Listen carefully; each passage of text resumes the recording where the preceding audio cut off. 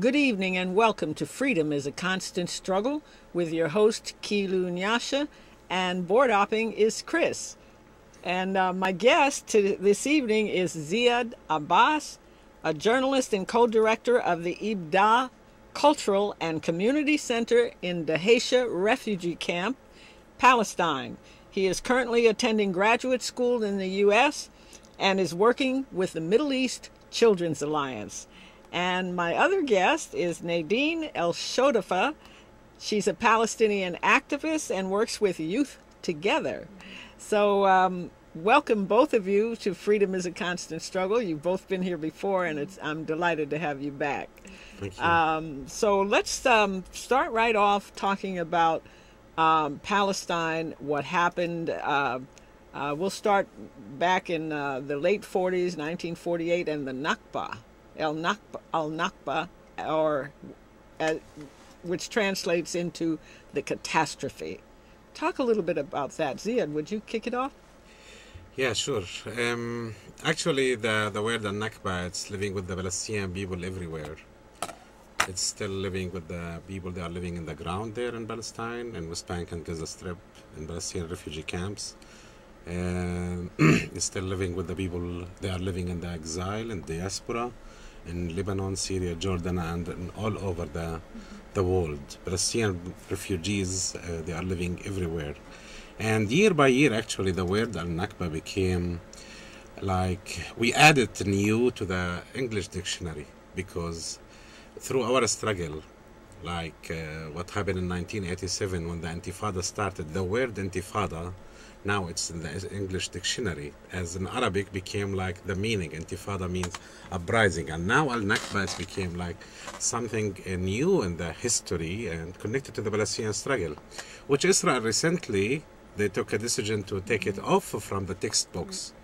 I know, I read about that. Yeah, so the word Al-Nakba is connected to us, and even this, the new decision by Israeli government, which right now they are censoring like any references to Al-Nakba. The references Al-Nakba. The word Al-Nakba should not be exist. And it reminds me actually before 1995, when Israel, they were censoring everything in the education system. Even for me, when I was working as a journalist, that we used to work in the newspapers before the end of the night, midnight, we need to send all the newspaper before we send it to the print. To print the newspaper should go to the Israeli military headquarters to censor, to see everything before we publish it.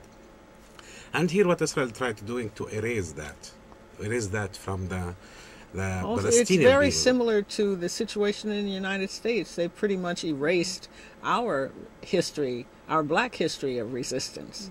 And there's so much that is just not taught in American history.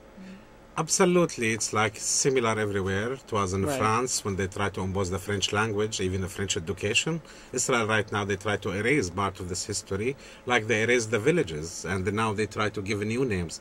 Even with the new government, they try now to change the name of the cities. Instead to have like Jerusalem, and the other name in Arabic, Al-Quds, now they want to write it Yerushalayim. They write it in Arabic, Yerushalayim. So no meaning in Arabic. This is the new policy right now. Old new. I don't want to say it's new. It's old. It was old. But recently, like after Oslo, they changed it a little bit, but returned back, which is going everywhere. To go back to Al-Nakba, yes, I am coming from Zakaria village, which is located in west of Jerusalem. My family uprooted in 1948. I was born in the Dheisheh refugee camp, and I am still as a Palestinian refugee as a result for Al-Nakba, what happened in 1948. And Nadeen, will you elaborate on the Nakba and your family history Absolutely. with regard to that? With my family history, my family is from Gaza, and then some parts, sometime in the 40s, they moved to Bir Saba, the Seven Wells. It's Bir Sheba now in the Negev Desert. They moved over there, and in 1948, on the catastrophe, of course, like many other Palestinian families, they thought they were going to come back to their homes, so they kept the key. My grandma kept the key to her house, and it's a symbol of the right of return, that key. And she left the house with my uncle and my auntie, and my uncle was just a baby in her arms. My father also, Shorafa, they're all related, left at the same time, and he was only a year old, and I don't know how he remembers the story, but the Elshorafa family was basically homeless for 10 days in the desert. And in order for my uncle to survive, actually neighboring Jewish women, as they're traveling the desert for 10 days all on their own, had to breastfeed my uncle in order for him to stay alive. And for my father, he remembers actually drinking urine because they had nothing to eat and drink. They were just stuck in the desert for about 10 days until they finally found a place to stay. And they came to Gaza in 1948. And then, of course, in 1967, a lot of them were kicked out again, and a lot of my family migrated to Cairo, For Egypt. those who might not know what the significance of 1967, that was Israel's war Right. that took more land. And talk a little bit about that. Ziad?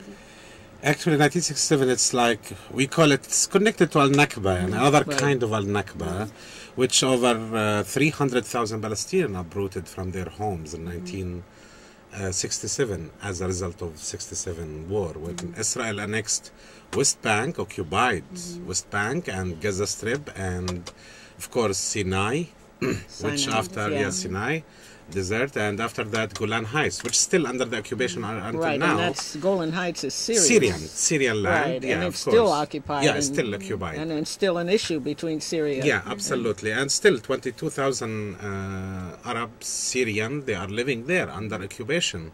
And they refuse to assimilate, or they refuse to be part of the Israeli community. And they still consider themselves, they are Arab Syrian, and they are struggling against the occupation. At the same time, I met some of the people never there. hear about that occupation. Yeah, absolutely. They try to hear the media, they ignore that, what's going on. 67, another kind of catastrophe for the Palestinian people, because became all the historic Palestine until direct military occupation, including the Golan Heights and Sinai, which Sinai returned back to the Egypt, but it's not really the Israeli army withdraw. There is international conditions.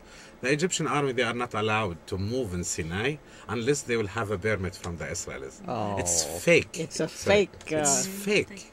Yeah, return it's not real. of land. Yeah, absolutely. And this is in Egypt is just become a puppet of the U.S. It's disgusting, but it's the second largest recipient of U.S. aid, the first being Israel.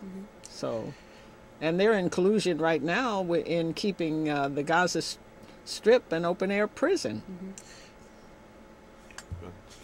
You want to talk a little bit about that? To go back to the Nakba, the word became very, very popular recently as more folks are beginning to hear that word and use that word. I'm talking specifically in the United States. At least for me, growing up in the States, I grew up in Los Angeles, California.